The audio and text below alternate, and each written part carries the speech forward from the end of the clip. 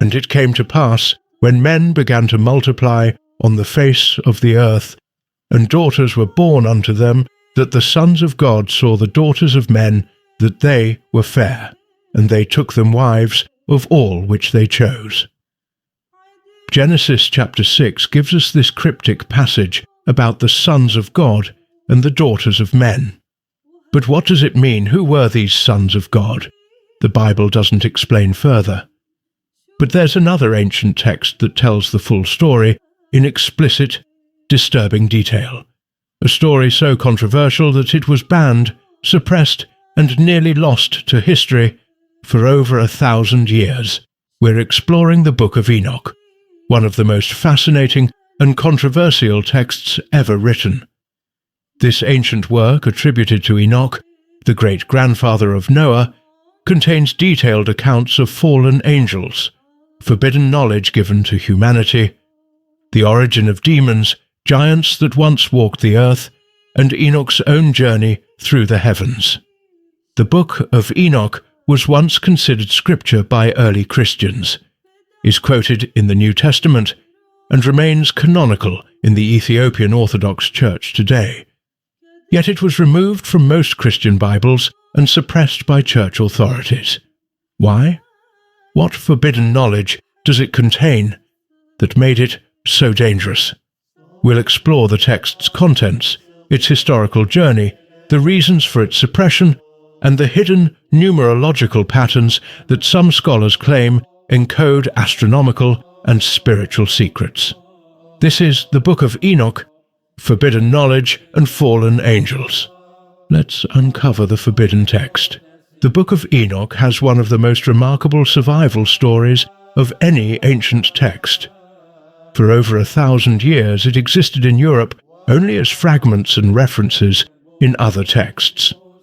Christian scholars knew it had existed because early church fathers quoted from it, and the Epistle of Jude in the New Testament directly references it. But the complete text had vanished. Then in 1723, Scottish explorer James Bruce travelled to Ethiopia and discovered that the Ethiopian Orthodox Church still considered Enoch canonical scripture. He brought back 3 copies of the complete text in Ge'ez, the ancient Ethiopian language. The European scholarly world was stunned. A lost book of the Bible had been found. The story gets even more interesting. In 1947, the Dead Sea Scrolls were discovered in caves near Qumran.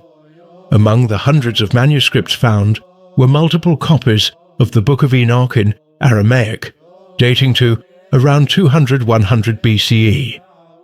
These proved that Enoch was widely read in Second Temple Judaism, and predated many texts that made it into the canonical Bible. The Qumran community, likely the Essenes, clearly revered the Book of Enoch. They had more copies of Enoch than any other non-biblical text. This wasn't some fringe document. It was central to their theology and worldview. The Book of Enoch is actually a collection of 5 separate books compiled over several centuries. 1. The Book of the Watchers, chapters 1–36. The story of the fallen angels and Enoch's journey through heaven. This is the oldest section, possibly dating to the 3rd century BCE. 2. The Book of Parables, the chapters 37–71. Apocalyptic visions and prophecies about the Messiah and final judgment. This section is controversial because it's absent from the Dead Sea Scrolls fragments. 3. The Astronomical Book, chapters 72–82. Detailed descriptions of celestial mechanics, sun and moon cycles, and the heavenly calendar. 4. The Dream Visions, chapters 83–90. 2 prophetic dreams Enoch had, including one that symbolically retells all of world history from creation to the end times. 5. The Epistle of Enoch, chapters 91–108. Ethical teachings and prophecies for Enoch's descendants. Early Christians widely accepted the Book of Enoch. The Epistle of Jude, verses 14–15, directly quotes from it. Behold, the Lord cometh with 10,000s of his saints to execute judgment upon all. Church fathers, including Justin Martyr, Irenaeus, Clement of Alexandria, Tertullian, and Origen, all referenced Enoch and treated it as inspired scripture. Tertullian explicitly defended its authenticity, arguing that since Jude quoted it, it must be legitimate. But by the 4th century CE, attitudes shifted. Augustine of Hippo questioned Enoch's authenticity, and it was gradually excluded from the biblical canon, except in Ethiopia, where it survived as scripture to this day. Now let's examine the content that made this book so controversial. The Book of Enoch opens with a story that expands dramatically on the cryptic Genesis 6 passage. According to Enoch chapter 6, during the time when humanity was multiplying on earth, 200 angels called Watchers were stationed on earth to observe humanity. These Watchers, led by an angel named Semjaza, made a pact. They saw that human women were beautiful and lusted after them.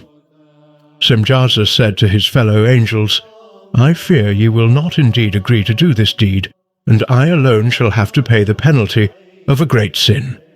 So they all swore an oath together, binding themselves by mutual curses, and descended to Mount Hermon.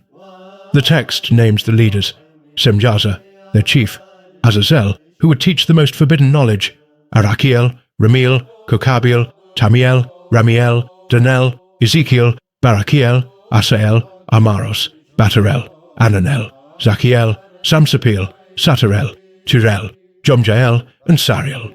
20 leaders in all, each commanding 10 angels, for a total of 200 Watchers who rebelled. These angels took human wives and taught them things that humanity was not meant to know. But their transgression went deeper than just breaking heaven's law about mingling with humans. Their union produced offspring, hybrid beings that were neither fully human nor fully angelic. The text describes what happened. And they became pregnant, and they bare great giants, whose height was 3,000 ells. An ell is roughly 18 inches, which would make these giants over 4,500 feet tall, clearly symbolic or exaggerated. Other passages suggest more modest, but still enormous heights of 300 cubits, around 450 feet, and some translations suggest more reasonable, though still gigantic, proportions. The point isn't the exact height, but that these beings were monstrous, unnatural hybrids that violated the created order. The text calls them Nephilim, the same term used in Genesis 6:4. There were giants in the earth in those days, mighty men, which were of old, men of renown. These Nephilim became a plague upon the earth. Chapter 7 describes how they consumed all the resources humans had produced, then began devouring humans themselves, and even eating each other. They were violent, oppressive, and corrupted all of creation. The earth itself cried out to heaven for relief, and the 4 archangels, Michael, Uriel, Raphael, and Gabriel, brought humanity's petition before God. God's response was the great flood, which would destroy the Nephilim, cleanse the earth, and punish the Watchers who had caused this catastrophe. But the knowledge the Watchers had taught humanity couldn't be washed away by the flood. That knowledge survived and continued to corrupt humanity after the waters receded. The most controversial aspect of the Book of Enoch is its detailed account of the forbidden knowledge the Watchers taught humanity. This wasn't just abstract information, it was practical knowledge that fundamentally transformed human civilization, but in ways that led to violence, vanity, and spiritual corruption. Chapter 8 provides a specific list of what each angel taught.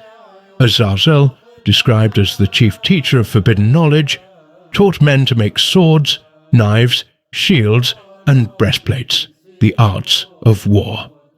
He also taught women cosmetics, how to beautify their eyelids, and use precious stones and dyes. According to the text, this introduction of vanity and warfare led directly to increased violence and moral corruption. Semjaza taught enchantments and root cutting. herbalism and pharmacy, including poisons. Armaros taught the resolving of enchantments, counter-magic and breaking spells.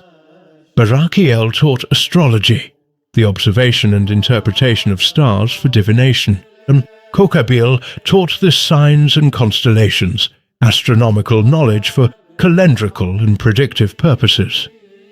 Ezekiel taught knowledge of the clouds, meteorology and weather prediction. Arakiel taught the signs of the earth, perhaps geology or geomancy. Shamsiel taught the signs of the sun, solar cycles and their interpretation. Sariel taught the course of the moon, lunar phases and their significance. Now here's what's fascinating. Many of these forbidden teachings are things we consider positive knowledge today. Astronomy, metallurgy, medicine, cosmetics, meteorology. These are sciences we celebrate.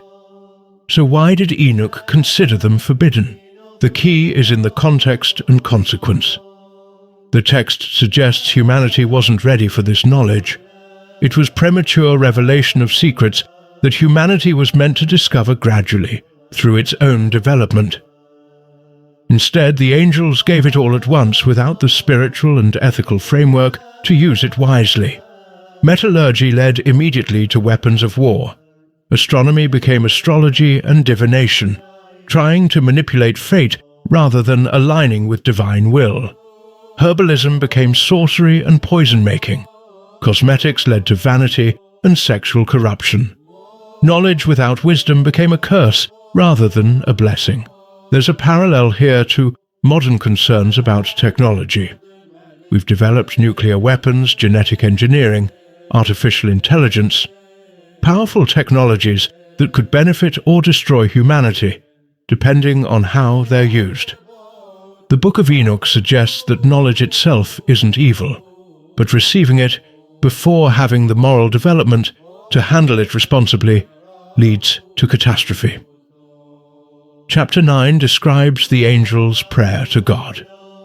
Thou seest what Azazel hath done, who hath taught all unrighteousness on earth, and revealed the eternal secrets which were preserved in heaven.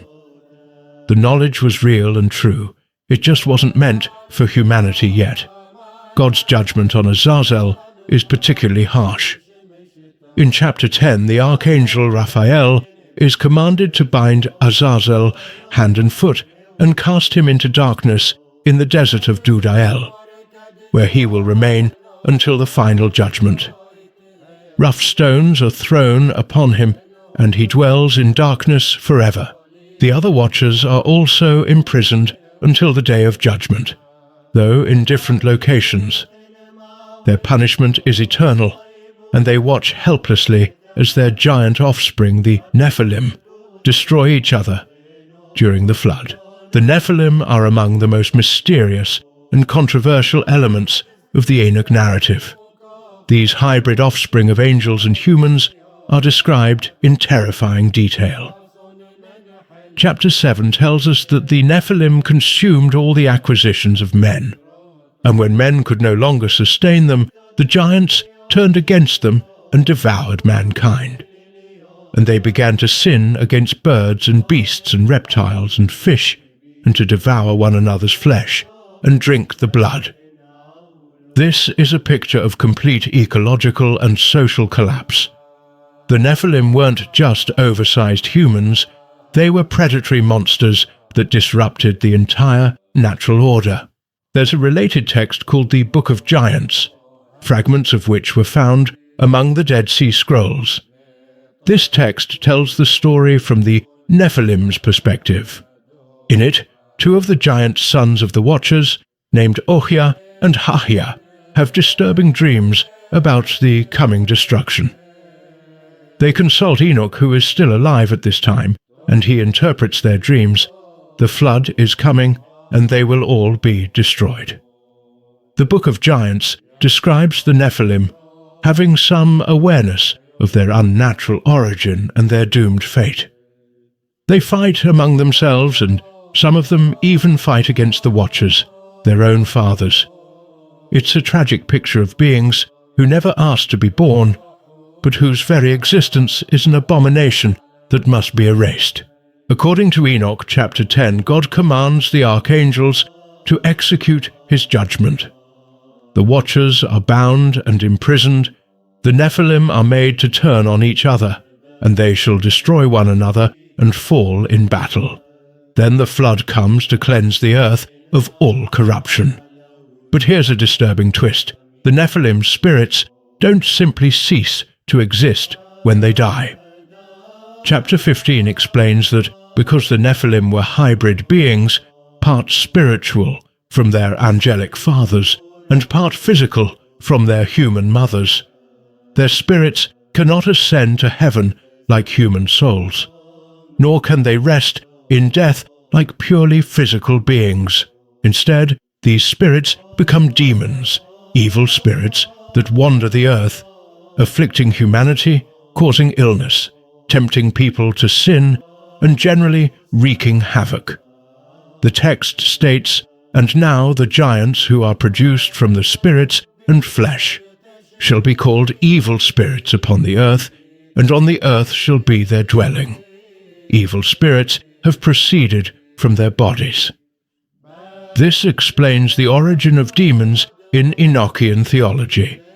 They're not fallen angels themselves, but the disembodied spirits of the Nephilim, who continue to corrupt humanity even after their physical forms were destroyed in the flood.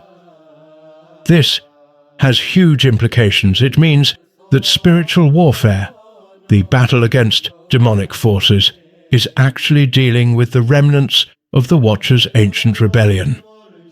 Every demon humanity faces is a fragment of that primordial transgression when angels violated the boundaries between heaven and earth.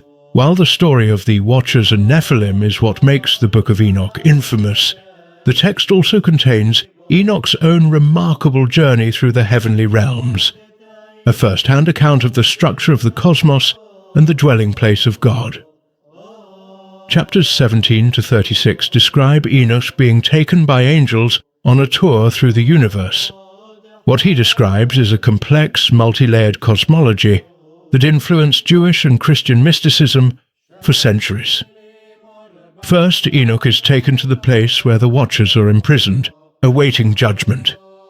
He describes it as a place of darkness where stars hang like burning mountains. Some interpreters suggest this might be a poetic description of a region of space, while traditional readers see it as a spiritual dimension. Enoch then travels to the ends of the earth, where he sees the pillars of heaven, the gates through which the stars emerge, the treasuries of the snow and hail, and the mouths of the deep. This cosmology is clearly pre-scientific, reflecting ancient Near Eastern conceptions of a flat earth with a solid dome, the firmament, above it, but it's presented as direct eyewitness testimony. He visits the Garden of Righteousness where the Tree of Knowledge stands, which he's told will be given to the righteous after the judgment. He sees rivers of fire, mountains of precious stones, and the place where the souls of the dead await judgment. Chapter 71 describes Enoch's final ascension to the highest heaven, where he comes before God's throne. The description is breathtaking. "And I looked and saw therein a lofty throne. Its appearance was as crystal, and the wheels thereof as the shining sun. And from underneath the throne came streams of flaming fire, so that I could not look thereon." Something profound happens to Enoch in God's presence. He is transformed. Later Jewish mystical texts, particularly the third Book of Enoch, describe Enoch being transformed into the angel Metatron, the highest of all angels, who sits on a throne only slightly lower than God's own. Whether this transformation is implied in Mesend Enoch or is a later development is debated, but chapter 71 definitely suggests Enoch transcends normal human limitations. He becomes the link between heaven and earth, the one human who was granted full access to divine secrets. The latter sections of Enoch contain extensive prophetic visions. The animal apocalypse in chapters 85 to 90 retells all of human history from Adam to the final judgment using animal symbolism. Israel is represented as sheep, various oppressors as predators, and the angels and God appear as human figures, shepherding or judging the animals. This allegory covers the flood, the patriarchs, Egyptian bondage, the Exodus, the judges and kings, the exile, and then extends into prophecy about the Maccabean period and the final judgment. It's a complete philosophy of history presented as divinely revealed vision. The Book of Parables, chapters 37-71, contains even more explicit messianic prophecy. It describes the Son of Man who will judge the wicked, overthrow oppressors, and establish God's kingdom. Many scholars see this as background for the New Testament's use of Son of Man as a messianic title. One of the most fascinating sections of Enoch is the Astronomical book, chapters 72-182, which contains detailed descriptions of celestial mechanics that were clearly based on careful observation. Enoch describes being shown all the secrets of the ends of the heaven and all the storehouses of the stars and the luminaries, whence they come forth to shine over the face of the holy ones. He's then given a cosmic tour explaining how the sun, moon, and stars function. The text describes the sun travelling through 12 gates or portals in the heavens, corresponding to the 12 months. During summer solstice, the sun uses the northernmost gate. During winter solstice, the southernmost. The equinoxes occur when the sun uses the middle gates. This is accurate observational astronomy encoded in mythological language. But here's where it gets controversial. Enoch advocates for a 364-day solar calendar, divided into 4 equal seasons of 91 days each, 13 weeks per season, as opposed to the 354-day lunar calendar that was standard in Judaism by the Second Temple period. The Qumran community, who treasured the Book of Enoch, actually used this 364-day calendar. This put them at odds with the Jerusalem temple establishment, who followed the lunar calendar. The calendar dispute wasn't trivial. It determined when to observe holy days and festivals. Following different calendars meant celebrating Passover, Yom Kippur, and other feasts on completely different days. Enoch's calendar has an elegant mathematical structure. With 364 days, 52 weeks exactly, every festival falls on the same day of the week every year. The year divides evenly into 4 quarters. It's astronomically based on solar cycles rather than lunar, making it more stable and predictable. The Astronomical book also names various stars and associates them with angels who govern their movements. This connects astronomy with angelology, the study of angelic hierarchies. In Enoch's cosmology, nothing happens mechanically. Everything is governed by spiritual beings carrying out divine commands. Chapter 80 contains a disturbing prophecy about cosmic disorder. And in the days of the sinners, the years shall be shortened, and many chiefs of the stars shall transgress the order prescribed, and these shall alter their orbits and tasks. Some modern interpreters have tried to connect this to phenomena like axial precession, orbital perturbations, or even pole shifts. The traditional interpretation is that it's metaphorical or symbolic of spiritual disorder manifesting as cosmic chaos during the end times. The calendrical material in Enoch wasn't just theoretical. It had practical applications for agriculture, religious observance, and social organization. Knowing precisely when seasons change, when to plant and harvest, when eclipses would occur, this was powerful knowledge in the ancient world. A text from the medieval period, the Book of the Secrets of Enoch, to 2nd Enoch, expands on the astronomical knowledge describing Enoch learning the revolution of the year and being shown books in heaven containing all knowledge of time, seasons, years, and the order of the months. Now we come to the crucial question. Why was the Book of Enoch removed from the biblical canon, despite its early acceptance and its quotation in the New Testament? The reasons are complex and involve theology, church politics, and practical considerations. First, the developed angelology and demonology in Enoch made church fathers uncomfortable. The detailed naming of angels, elaborate hierarchies, and especially the idea that angels could sexually reproduce with humans seemed too mythological, too close to pagan stories of gods mating with mortals. Augustine of Hippo, whose opinions heavily influenced Western Christianity, questioned Enoch's authenticity around 400 CE. He argued that the text couldn't have survived the flood unless Noah brought it on the ark, and he found that implausible. He also questioned whether Enoch could have written scripture before Moses received the law. Second, some of the messianic material in the Book of Parables could be interpreted in ways that contradicted developing Orthodox Christology. The Son of Man figure in Enoch has pre-existence, but also seems distinct from God in ways that could support Arian interpretations, denying Christ's full divinity. Third, the emphasis on extensive revealed knowledge, detailed cosmology, angelology, future history, seem to undermine the uniqueness of biblical revelation.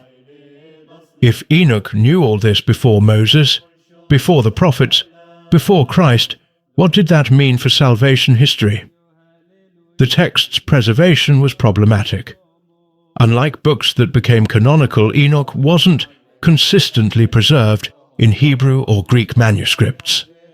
Its survival in Ethiopic Ge'ez made it seem foreign to European Christianity. The text's length and complexity also posed problems. Adding Enoch would significantly expand the biblical canon, and its apocalyptic and speculative content didn't fit neatly with other biblical books. Some scholars suggest the suppression had political dimensions. The Book of Enoch contains strong anti-establishment themes. It condemns oppressive rulers, wealthy exploiters, and religious authorities who lead people astray. Chapter 94 warns, "Woe to you who acquire silver and gold in unrighteousness, and say, 'We have become rich with riches and have possessions.'" For a church increasingly intertwined with political power after Constantine, texts that radically challenged authority and wealth accumulation might have been uncomfortable. Additionally, the calendar dispute was significant. By advocating for a 364-day solar calendar different from the established lunar calendar, Enoch created practical problems for religious unity. A church trying to establish uniform practice across diverse communities couldn't tolerate fundamental disagreement about when to celebrate Easter and other holy days. Why Ethiopia kept it. The Ethiopian Orthodox Church maintained Enoch as canonical for several reasons. First, they received Christianity early, 4th century CE, but developed somewhat independently from Mediterranean Christianity. Their canon was formed with less influence from the Western Church councils. Second, Ethiopian Christianity has always had a strong Jewish flavor, maintaining practices like circumcision and dietary laws. Enoch, with its Jewish apocalyptic character, fit naturally into this tradition. Third, Ethiopian Christians had continuous access to the text in Ge'ez, so it was never lost and then rediscovered with suspicion, as it was in Europe. The Book of Enoch is filled with numerological patterns that scholars have identified as potentially encoding astronomical, spiritual, and prophetic information. The most prominent numbers in Enoch are 7, 10, 12, 70, 200, 364, and 1000. Let's examine the significance of each. 7 appears constantly. 7 mountains, 7 rivers, 7 stars bound for transgression, 7 stations in Enoch's journey. In biblical numerology, 7 represents completion and divine perfection. the 7-day week the 7th-day Sabbath. 7 years to Jubilee all reflect this pattern. 10 represents completeness of a different kind. Decimal wholeness, the fingers on 2 hands, the foundation of human counting systems. The Watchers are organized in groups of 10 under 20 leaders. This organizational structure mirrors earthly hierarchies, but may also encode astronomical information about base 10 cyclical calculations. 12 is the zodiac, the months, the tribes of Israel, the apostles. Enoch describes 12 gates or portals through which the sun travels. The 12 stations of the sun's annual journey through the constellations. This isn't just poetic, it's observational astronomy encoded in symbolic language. 70 is one of the most significant numbers in Enochian numerology. Chapter 89 describes 70 shepherds who are given authority over Israel in succession, representing all the angelic and earthly powers that would rule over or oppress the Jewish people throughout history. The number 70 relates to the 70 nations of the world from Genesis 10's Table of Nations, the 70 elders of Israel and the 70 years of Babylonian exile. 200 is the number of watchers who descended to Mount Hermon. Some numerological interpretations connect this to astronomical calculations. The precession of the equinoxes advances approximately 1 degree every 72 years, meaning 200 years represents nearly 2.8 degrees of precessional movement. Not an obvious connection, but esoteric interpreters have proposed various astronomical correlations.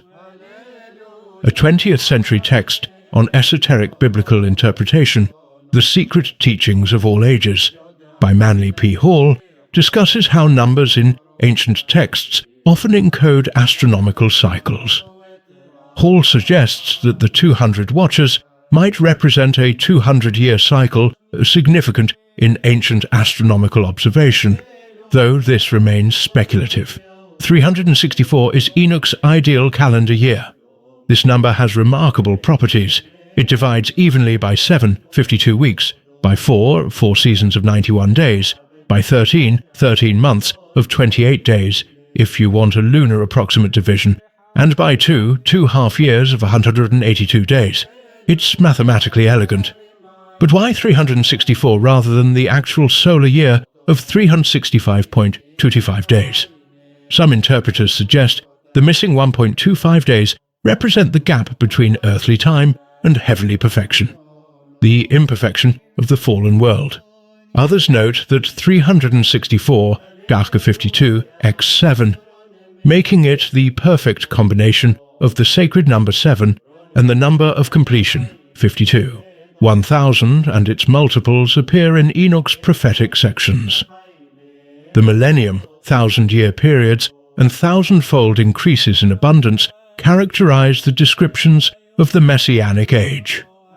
In numerological interpretation, 1000 represents a complete divine cycle, 10 completeness, cubed perfection in all dimensions. A numerological text called Numbers, Their Occult Power and Mystic Virtues by Wynne Westcott, published in 1890, compiles various ancient traditions about sacred numbers. Regarding the numbers in Enoch, Westcott notes that they form what he calls celestial ratios, mathematical relationships that supposedly correspond to planetary orbits and cycles. In the 16th century, John Dee and Edward Kelly claimed to receive angelic communications in what they called the Enochian language, supposedly the original language of angels taught to Enoch. They developed an elaborate magical system based on numerological and linguistic patterns they claimed derived from Enochian knowledge. While most scholars consider Dee's Enochian magic to be his own construction rather than genuinely ancient, it demonstrates how the Book of Enoch inspired esoteric interpretations and practices. The text's numerical patterns became a foundation for various occult systems, For practitioners interested in astrological timing, some esoteric texts suggest that Enoch's numerical patterns encode optimal times for spiritual practice. The 364-day calendar, they argue, aligns human activity with solar cycles in a way that the conventional calendar doesn't, supposedly creating harmonic resonance with celestial forces. A text called The Celestial Timekeepers, drawing on Enochian traditions, proposes that the Book of Enoch's calendrical material wasn't just for tracking time, but for understanding when celestial influences are strongest, essentially an astrological timing system encoded in Scripture. It's important to note that many of these numerological interpretations are speculative. Numbers appear frequently in ancient texts, partly because of their symbolic cultural meanings and partly because of real astronomical observations. Finding patterns in numbers is easy. Proving those patterns were intentionally encoded rather than coincidental is much harder. However, the astronomical material in Enoch demonstrates that its authors were careful observers of celestial phenomena and encoded their observations using numbers and symbols. Whether there are deeper layers of meaning beyond the obvious astronomical content remains debated. So what do we make of the Book of Enoch? Is it a suppressed scripture containing forbidden knowledge, too dangerous for the masses? Is it an ancient Jewish apocalyptic text reflecting the beliefs of one particular sect? Or is it something else entirely? The historical evidence suggests it was an important text in Second Temple Judaism, widely read and respected, considered scriptural by many early Christians, but eventually excluded from most Christian canons for a combination of theological, practical, and political reasons.